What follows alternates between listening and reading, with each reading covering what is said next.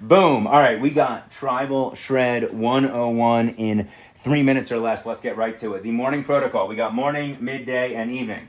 The morning protocol, assuming that you are training in the morning, we'll get to one option if you're training in the afternoon. If you are training in the morning, we are rocking with the simple sugars to fuel the training. We got Maple Boost, honey, or fruit. Now, the idea here is that we are fueling this training so that we can have sustained energy throughout the day. It is not about not being able to get through a run or a ride without fuel. It's about giving our body the right fuel so that we don't have that afternoon mental fog, that energy crash, that low energy, no ability to run around with the kids in the evening. Avoiding that with the morning fueling on the fruit till noon protocol with Maple Boost or honey, simple sugars.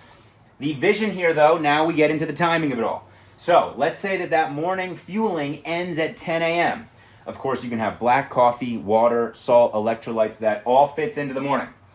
If that ends at 10 a.m., we are going to have a 4-hour gap before this midday meal. It is very important. If you want to be cutting weight, feeling lean, feeling jacked and light, we got to have periods of time without calorie intake. We're at a minute and 10 seconds. Let's go. Let's say this ends at 10 a.m. This meal is going to be at 2 p.m. If for some reason we did not train in the morning, we will fast all morning, and this midday meal will happen at noon or later.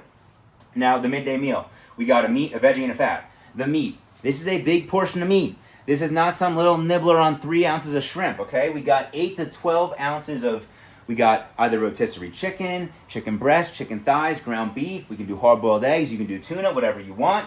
Big portion of meat and a big volume of veggies.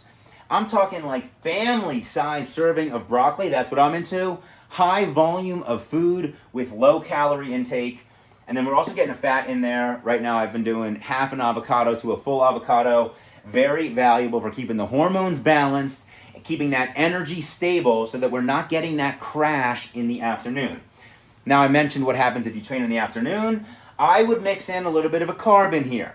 I did some morning training. I did a run this morning, fueled with Maple Boost. This afternoon, this evening, I'm going to do a sandbag carry. Mile up a mountain, mile down a mountain. I want some carbs in my system. So I had some potatoes with this lunch meal. Now, after the lunch meal, we got another window of time. I'm at 2:30. Let's go. We got another window of time. At least 4, preferably 6 plus, right? So if we did 10 a.m., 2 p.m., it would be then a 4-hour gap until the evening meal, dinner with your family. If you fasted all morning, ate this at noon, it would then be a 6-hour gap until dinner with the family.